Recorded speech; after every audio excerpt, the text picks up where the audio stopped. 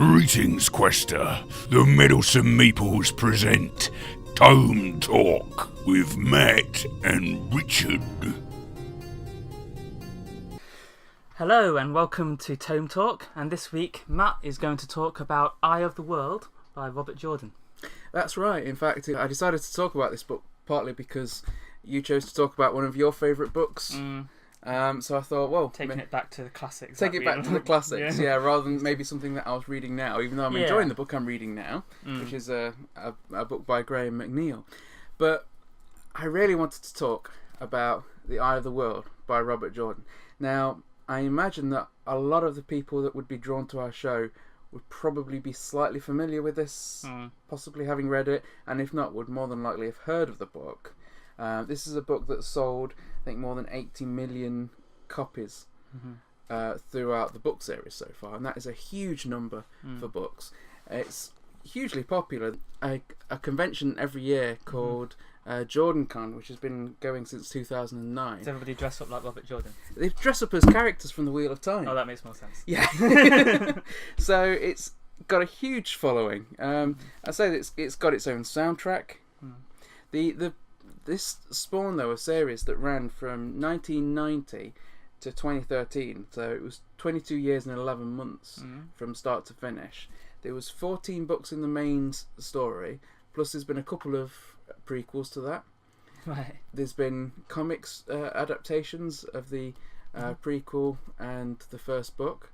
So there's been quite a lot of different things done with this. There's a role-playing system based on this book. There's been video games based on the story, and it's set in that universe. There's also, over the last sort of 16 years, several times there's been the licenses sold to various production companies with the aim of either a movie or a TV series. In fact, last year, Harriet, the wife of the late author, she actually announced that a TV series has gone into production now, based on this. There was even a 30-minute episode aired on American TV a year or two ago, but it was only like a 30-minute adaptation of like the first bit of this, the actual prologue, and it seemed like at the time like it was just the company that had bought the rights needed to get something on screen so they could keep the rights rather than having them revert back, so they basically put something on at middle of the night when no one was watching. But he actually starred Billy Zane as one of the main characters, so it was a little bit unusual. But yeah, so it's got a huge following. So just without going into too much detail, because the scope of this story is immense. I mean, compared to other sci-fi I've read, I would say this other fantasy I've read, I would say for me this even outdoes Tolkien. Well, Tolkien is kind of the first in a way of like the epic kind of fantasy. So, like working from that, people are bound to kind of flesh it out, aren't they? Like the genre. Absolutely. And I mean, I love Tolkien and I love The Lord of the Rings, but what he's done here is created a world that's so enormous in scope, but it starts off quite small and centralised in this book. See, the plot for Eye of the World focuses on a group of young people from Emond's Field in the Two Rivers. And what happens is, one of the characters, Moraine, who's an Aes Sedai, her and her warder, which is basically her guard, but they share like a little bit of a telepathic link, a special bond sort of thing. They come to the village trying to find a young man that they believe is going to be the Dragon Reborn. Meanwhile, agents of the Dark One, are coming to also try and find this young man. But they can't narrow it down to exactly who this one person is, so they have three candidates, three of the young men from the village. So what they have to do, they have to take these three, and they have to get out of there before the Dark One's minions find them. Got three guys instead of the one. And along with that, two of the girls from the village come with them, two of the young women, and a gleeman who is like a travelling bard comes around. He plays songs, puts on little fireworks displays, sort of thing. That kind of character. He goes with them as well, and then the book of this book focuses on their escape from Emond's Field, and then their subsequent journey from there to the Aes Sedai city, which is Tar Valon. And through that, they're constantly being hounded by the Dark One's minions and Dark Friends and various monsters. Yeah, they're ones who have allied themselves with the Dark One. Okay. So they're not quite working for them. Yeah. Everyone's got to have friends, you know. Yeah. Even the Dark One can get by with a little help from his friends. But they're constantly being hounded, and there's some really interesting sections in there where they've got real desperate attempts to escape being captured, and real acts of heroism. And then the story from there, as the series unfolds, goes from being about this small group to this enormous scale with huge numbers of characters. But what it's done is, in each book, this world's expanded a little bit, and new characters to represent the new factions are added, and that continues with each passing book. So by the time you get to like book 8 or book 9, if you've left it a year or two before you've read this, you're going to end up needing to go and check the glossary to double check who some of these more minor characters are. Well, a lot of series do that, don't they? Because you're like, it seems like they've invented a new place, and they've got obviously got to have new characters coming from that. But obviously, a lot of the time it's been planned beforehand.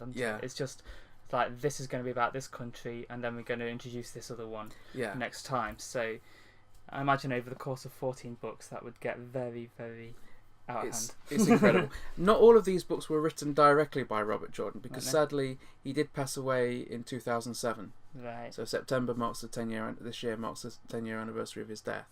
But he did leave because he knew he was gonna. He'd got a terminal illness. He left quite a number of notes, including some sections he'd wrote himself for the various books. Right. Then his wife commissioned Brandon Sanderson, who is another very well-known fantasy author. He is particularly well-known for probably the Mistborn series, which is another set of books which I'd highly recommend you look at, so watch out for a Tome Talk on that.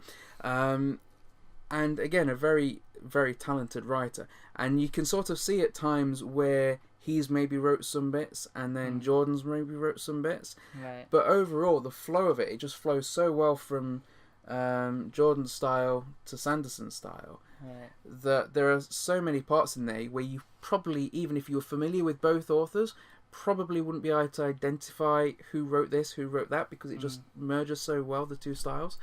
And he wrote the last 3 books, so he wrote book 12, 13 and 14. I do think that with this, as I say, you've got a world unlike any other world that's been created. Characters who are all very, very strong in their own ways. I mean, I'd say this book has more female characters, strong female characters in it, than any sci-fi or fantasy book I've read before. I mean, there are characters in here like Egwene and Nynaeve as time goes on, and Moiraine, who could give Daenerys Targaryen a lesson or two. They're really good characters. But also some of the concepts in here, it's not necessarily that some of them are incredibly unique, but the way he's adapted them is very unique. Okay. One of the things I really like is the way that the Aes Sedai works. So, for example, in many fantasy books you have your Marge characters. In this, you've got the Aes Sedai, and then in later times you've got other people, and they have the ability to channel the one power. Now, for women it's called Saidar, and for men it's called Saidin. But the way it affects them, the things that they can do, are quite different to one another, and when they interlink, there's things that they can do as time goes on, that they can combine their strengths and abilities, but it effectively allows them to tap into this power source, which is incredibly powerful and allows them to do wonderful things.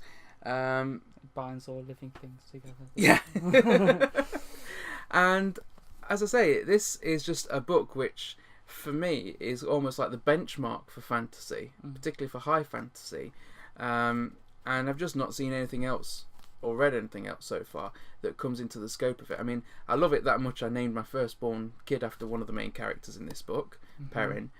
And me, Perrin, and my second kid all have names of the 3 young men that were taken away from that village. Right. So, that just goes to show how much I personally love this book, how much it means to me. This is a very dog-eared book, and it's not even my first copy. No. to get a new one every now and then. Yeah, because I've read it so many times. It is, as I say though, it is huge. I mean, the actual audiobooks for this, if you listen to the entire series of audiobooks, it would take you 19 days, 5 hours and 25 minutes. That is a lot of material. That is a lot, yeah. Over the 14 Is it all by books. the same guy, the audiobooks, or did he get... I think so. Yeah. I can't remember. I've listened to some of them, but I've not listened to all the audiobooks because I just tend to go back to because I've got all the books themselves, so I tend to go back and I like the physical having the book there in front of me. I was just thinking about when we've already treated all of Game of Thrones, and like I thought that you must be like tired of talking. Yeah. Well, they do let them have breaks. Yeah, it's just like they don't lock them in a room with the books and say you're not coming out till you're finished. It's just probably... Well, I assume that. I mean, if that's what they are doing, there is a serious labour issue here. Yeah. Yeah, you expect the voice to go all raspy by the end of it. Yeah. Like, I'm so sick of reading this book. Yeah. Well, this is it. This is just a book I can keep going back to and reading and rereading, and I never get tired of it. And there's only...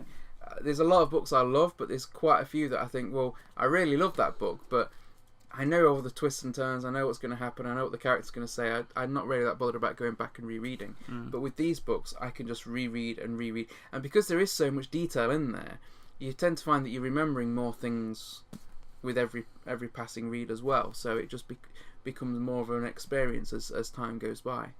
So, this is a book I would highly recommend if you like fantasy at all. It is just absolutely epic. Hopefully it'll be being made into a TV series, and hopefully it'll be the next Game of Thrones and not the next Legend of the Seeker. Yeah, because nobody knows what it is. Well, some of us do, and we know it sucked.